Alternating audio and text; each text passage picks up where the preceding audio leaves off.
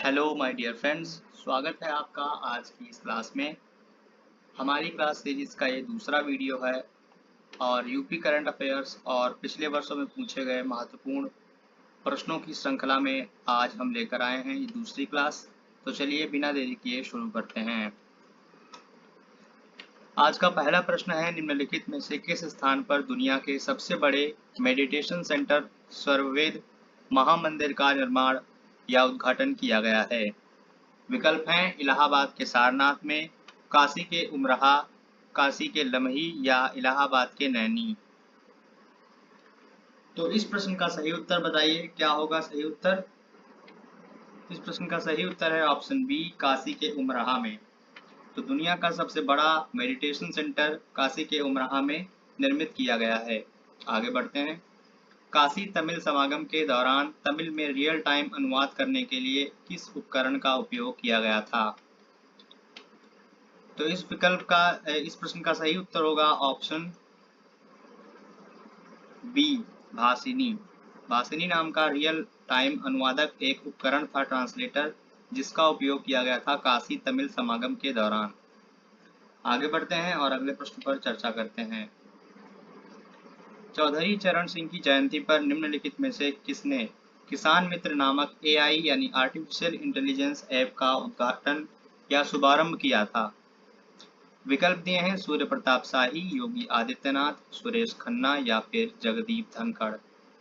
तो चौधरी चरण सिंह की जयंती पर किसान मित्र नामक का ऐप का शुभारंभ किया गया था योगी आदित्यनाथ जी के द्वारा। आगे बढ़ते हैं और अगले प्रश्न पर चर्चा करते हैं। 3 दिवसीय नो योर आर्मी यानी अपनी सेना को जाने फेस्टिवल उत्तर प्रदेश के किस शहर में आयोजित किया गया था? ऑप्शंस दिए हैं कानपुर, झांसी, ग्रेटर नोएडा या फिर Lucknow. Know your army festival का आयोजन उत्तर प्रदेश के लखनऊ में किया गया था और इसका उद्घाटन उत्तर प्रदेश के सीएम योगी आदित्यनाथ जी के द्वारा किया गया था। तो आपको याद रखना है कि यह फेस्टिवल उत्तर प्रदेश की राजधानी में आयोजित किया गया और इसका उद्घाटन यहाँ के सीएम द्वारा किया गया था। आगे बढ़ते हैं। राष्ट्रीय क्षय रोग उन्मूलन कार्यक्रम के तहत वर्ष 2023 में उत्तर प्रदेश में किस जिले ने सर्वाधिक स्कोर प्राप्त किया है? विकल्प दिए हैं रामपुर, प्रतापगढ़, कन्नौज या फिर लखनऊ। राष्ट्रीय क्षय रोग उन्मूलन कार्यक्रम के तहत वर्ष 2023 में रामपुर ने उत्तर प्रदेश में सर्वाधिक स्कोर प्राप्त किया है। आगे बढ़ते हैं और अगले प्रश्न पर चर्चा करते हैं। हाल ही में किस नगर पंचायत का नाम बदलकर चौरी चौरा कर दिया गया है? तो इस तरह के क्वेश्चन पूछे जाते हैं, पिछले वर्षों में पूछे भी गए हैं, तो इसलिए हमने इस प्रश्न को शामिल किया है। विकल्प दिए हैं उमराहा, लमही, त्रिशुंडी या फिर मुंडेरा। तो इसका सही उत्तर होगा ऑप्शन डी, मुंडेरा। मुंडेरा नाम की नगर पंचायत का नाम बदल करके चौरी चौरा कर दिया गया है। अगला प्रश्न है, भारतीय वायुसेना का गगन शक्ति अभ्यास भारतीय वायुसेना द्वारा आयोजित किया गया गगन शक्ति अभ्यास निम्नलिखित में से किस एक्सप्रेसवे पर 6 से 7 अप्रैल के मध्य आयोजित किया गया? विकल्प दिए हैं Purvanchal expressway, Lucknow Agra expressway, Bundelkhand expressway या फिर इनमें से कोई नहीं। तो गगन शक्ति नामक अभ्यास आगरा लखनऊ एक्सप्रेसवे पर 6 से 7 अप्रैल के मध्य आयोजित किया गया। आगे बढ़ते हैं। सीएम योगी आदित्यनाथ जी के द्वारा किस जिले से agri stack scheme pilot project के रूप में शुरू की गई है? एग्री स्टैक स्कीम जो शुरू की गई है, आपको बताना है कि वो किस जिले से शुरू की गई है। ऑप्शंस हैं मुजफ्फरनगर, बलिया, गोरखपुर या फिर फर्रुखाबाद। तो इसका सही उत्तर होगा ऑप्शन डी, फर्रुखाबाद। आगे बढ़ते हैं और अगले प्रश्न पर चर्चा करते हैं। हाल ही में राज्यपाल जी के द्वारा उत्तर प्रदेश राज्य राजधानी क्षेत्र यानी स्टेट कैपिटल रीजन एवं अन्य विकास प्राधिकरण अध्यादेश को मंजूरी प्रदान की गई है। प्रयुक्त स्टेट कैपिटल रीजन में यानी राज्य राजधानी क्षेत्र में निम्नलिखित में से कौन सा जिला शामिल नहीं है? तो विकल्प दिए हैं सीतापुर, कानपुर, हरदोई या फिर रायबरेली। बहुत ही इंपॉर्टेंट क्वेश्चन है, आपको बताना है इसका सही उत्तर क्या होगा। तो इसका सही उत्तर होगा ऑप्शन बी, कानपुर। राज्य राजधानी क्षेत्र यह राष्ट्रीय राजधानी क्षेत्र दिल्ली की तर्ज पर उत्तर प्रदेश में विकसित किया जाने वाला है और इसे राज्य राजधानी क्षेत्र यानी स्टेट कैपिटल रीजन नाम दिया गया है। इसमें 6 जिले शामिल हैं जिनमें हरदोई, लखनऊ, सीतापुर, उन्नाव, रायबरेली और बाराबंकी जो लखनऊ के आसपास के जिले हैं वो शामिल हैं। इसका मुख्यालय लखनऊ में है और आपको याद रखना है कि कानपुर इसमें शामिल नहीं है। तो 6 जिले शामिल हैं, इनको आप याद कर लीजिएगा। आगे बढ़ते हैं और अगले प्रश्न पर चर्चा करते हैं। उत्तर प्रदेश में स्थित अंतर्राष्ट्रीय स्टेडियम नहीं है। विकल्प दिए हैं Ekana stadium, Eden garden stadium, green park stadium या फिर इनमें से कोई नहीं। तो उत्तर प्रदेश में इकाना स्टेडियम कहाँ स्थित है और ग्रीन पार्क स्टेडियम कहाँ स्थित है, आपको नीचे कमेंट सेक्शन में बताना है, यानी किस जिले में स्थित है। और इसका सही उत्तर है ऑप्शन बी, ईडन गार्डन, जो कि उत्तर प्रदेश का अंतर्राष्ट्रीय स्टेडियम नहीं है। आगे बढ़ते हैं।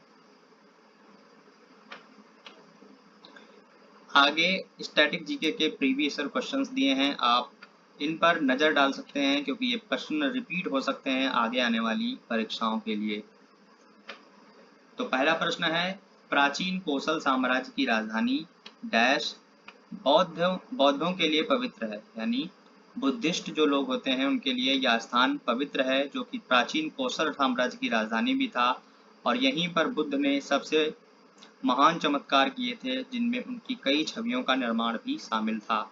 यह प्रश्न अभी हाल ही में आयोजित ITI इंस्ट्रक्टर परीक्षा में पूछा जा चुका है और इसके विकल्प दिए गए हैं श्रावस्ती, कुशीनगर, संकिसा या फिर सारनाथ। तो आपको बताना है कि ये चमत्कार गौतम बुद्ध जी के द्वारा कहाँ पर किए गए थे।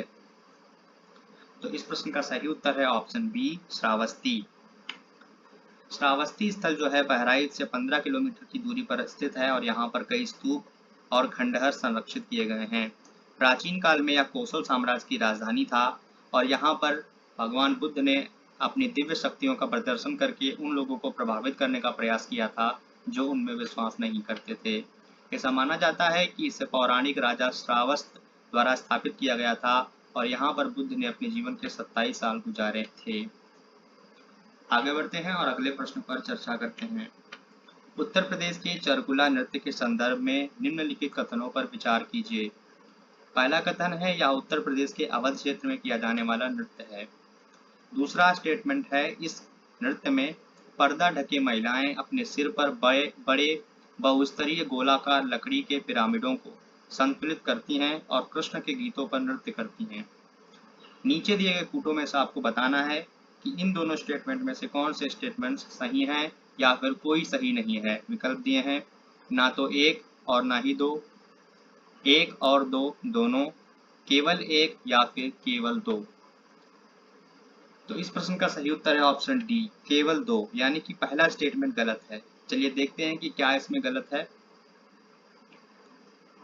तो पहले स्टेटमेंट में कहा गया था कि यह नृत्य उत्तर प्रदेश के अवध क्षेत्र में किया जाने वाला है, जो कि एक गलत स्टेटमेंट है क्योंकि यहाँ पर अवध क्षेत्र में नहीं किया जाता है बल्कि ब्रज क्षेत्र में किया जाता है। तो ये ब्रज क्षेत्र का नृत्य है और इस नृत्य में महिलाएं अपने सिर पर बड़े बहुस्तरीय गोलाकार लकड़ी के पिरामिडों को संतुलित यानी बैलेंस करती हैं और कृष्ण के गीतों पर नृत्य करती हैं। अतः केवल सेकंड स्टेटमेंट सही है, option D is the right answer.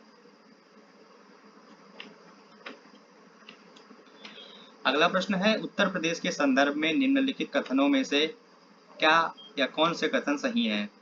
पहला स्टेटमेंट है पूर्व प्राथमिक शिक्षा की आयु 3 से 5 वर्ष निर्धारित की गई है। दूसरा स्टेटमेंट है प्राथमिक शिक्षा की आयु 6 से 11 वर्ष निर्धारित की गई है। आपको बताना है कि कौन से स्टेटमेंट सही है। केवल दो, केवल एक, ना तो एक और ना ही दो या फिर एक और दो दोनों। तो उत्तर प्रदेश में पूर्व प्राथमिक शिक्षा की आयु 3 से 5 वर्ष है, स्टेटमेंट इज करेक्ट। दूसरा स्टेटमेंट है प्राथमिक शिक्षा की आयु 6 से 11 वर्ष है, यह भी एक सही कथन है, अतः विकल्प डी सही है, यानी एक और दो दोनों। तो इसी के साथ हम आज के प्रश्न पर पहुंच चुके हैं जिसका उत्तर आपको कमेंट सेक्शन में देना है। उत्तर प्रदेश के संदर्भ में निम्नलिखित में से कौन सा या फिर से कथन सत्य है। स्टेटमेंट नंबर 1, उत्तर प्रदेश 9 आर्थिक क्षेत्रों में बांटा गया है। स्टेटमेंट 2, उत्तर प्रदेश में 11 कृषि जलवायु क्षेत्र हैं। आपको बताना है कि कौन सा स्टेटमेंट सही है। ऑप्शन ए 1 और 2 दोनों, ऑप्शन बी ना तो 1 और ना ही 2, ऑप्शन सी केवल 2 या फिर डी केवल 1। तो इस प्रश्न का उत्तर आप कमेंट सेक्शन में दीजिएगा। आई होप आपको समझ में आ गया होगा और आप ये महत्वपूर्ण प्रश्नों की श्रृंखला को फॉलो कर रहे होंगे। इसी के साथ हम वीडियो के अंत में पहुंच चुके हैं। आप हमारे बीपीओ बैच जो फ्री है उसको ज्वाइन कर सकते हैं टेलीग्राम ग्रुप ज्वाइन करके, जिसका लिंक नीचे डिस्क्रिप्शन में दिया गया है। तो चलिए वीडियो का अंत करते हैं। Thank you for watching.